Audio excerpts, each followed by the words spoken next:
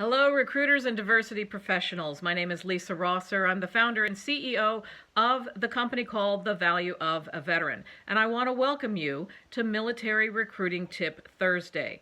Every Thursday, I post a short video that offers you a tip that might help you with your veteran recruitment or retention program. So today's tip is going to be around the relocation benefit. Now, if you're not aware, our active duty military personnel come with a free relocation benefit once they separate from service. Once they've joined the military and they've signed the contract says that the military will return them back to wherever they joined the military from. So, for example, if they join the military in Opelika, Alabama, and they end up in San Diego, California at the end of their contract, the military will move them from California back to Alabama or an equivalent distance. And that's the important part. So that is a very, very valuable relocation benefit that those service members could be using to get to where your positions are. So the best way to take advantage of this relocation benefit is you need to be talking to these transitioning active duty military members long before you've got a position to fill. And that's different from most people who go to military recruiting fairs. You go to that career fair, you've got your 60, 90, 120-day list that you're looking for people who can fill those positions. And if you're finding candidates who are coming available in the next 60 to 120 days, that's great, but they may not have that relocation benefit available to them any longer. They may have already used it to say, move me and my family back to Alabama. And you may be like, oh, we don't have any positions in Alabama, but if you could get to the panhandle of Florida, then we could do something. And they're like, I've already used the benefit to get back there. All my stuff has already been shipped. So now you've missed out on potentially a really great candidate that you could have gotten to where you needed them without having to pay for the relocation benefit. So how can we better prepare our veteran recruiting strategy so that we're taking advantage of this benefit? Well, again, the biggest thing you need to do is you need to be talking to our transitioning military members much earlier in the process than you are used to. So when the military member signs that contract, they know what the end date of that contract is. And so if they've decided not to re-enlist or to extend their time in the military, if they're being downsized from the military, if they're leaving on a medical discharge, regardless of the reason that they're leaving the military, they know what the end date is, and they know it's coming, and they know what things they need to be accomplishing prior to leaving the service. So you might encounter folks at various job fairs that you're going to on these military bases who will tell you, well, I'm leaving in 2021. My expiration term of service is February 2021. And you might be going, well, why in the world are you at this job fair when no employer here has jobs that far out? The reason that they're there is they're starting to do that research. They're starting to try and figure out which companies potentially might have the types of roles that would be a really good fit for them and where those positions might be. So you definitely do want to talk to service members who are far out from where you need them right now to be filling the jobs. You need to be developing a pipeline.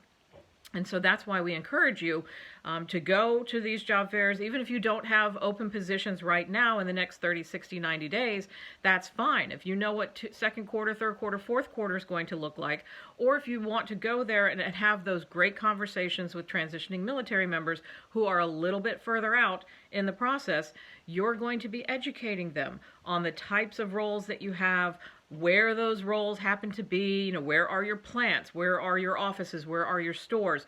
That's what they need to know. And if they are, otherwise, reasonably a good fit for you, then you want to continue to have the conversation with them. So this is where you need to have some kind of a CRM, a customer relationship management software or other type of software where you can have the service members opt in to receive information from your company. And you need to be able to tag them correctly so that you can market to them and you know what their end date is. When are they getting out of the service so that you can tailor the messages that you're sending them so that they're receiving the right messages at the right stage of their transition out of the military. So let's say you're talking to that service member and you find out that maybe they're a year out from leaving the military. Well, that's great. Maybe it's a mechanic and they've got exactly the right kind of skills that you're looking for, but of course, they're not available to you for the next 12 months or so. Well, you still want to have that conversation with them. You want to explain to them what your company does and maybe show them some videos. If you have any day in the life of what a mechanic typically would be doing at your organization, you're definitely going to want to show them that kind of information. And then you're going to want to talk to them realistically about where the jobs are.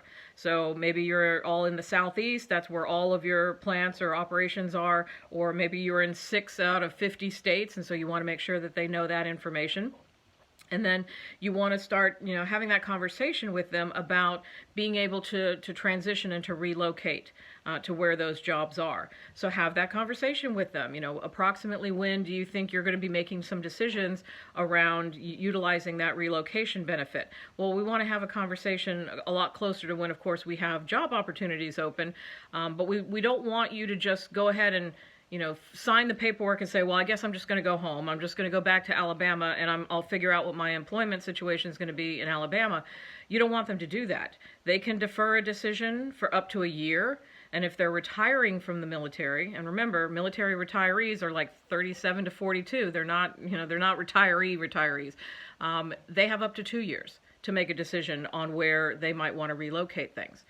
But absent information, they're going to go and just do kind of, well, I don't know what I'm going to do, so I'm just going to go relocate back home. That's why you want to have conversations with them much, much earlier in the process than you're used to doing.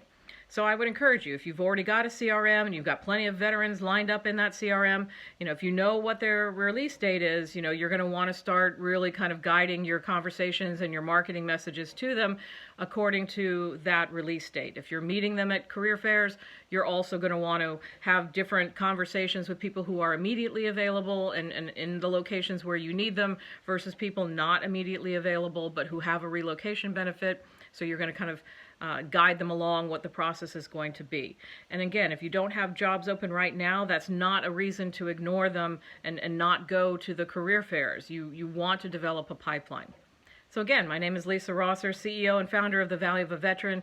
This has been your Military Recruiting Tip Thursday, and I do hope you join us on Mondays when I'm doing Ask the Military Recruiting Expert sessions. If you have questions regarding your military recruiting efforts and you would like my advice, I encourage you, drop me a line right here in the comment section, connect with me on LinkedIn and send me an email that way. You can connect with me on Facebook, either at CEO_Lisa Rosser or the Value of a Veteran page on Facebook.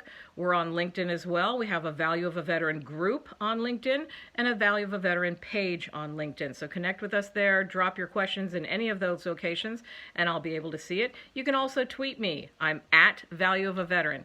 So I hope to hear from you soon. I hope to see you on Monday's Ask the Military Recruiting Expert session, and I hope you'll join us again next Thursday when we have another military recruiting tip. Thanks.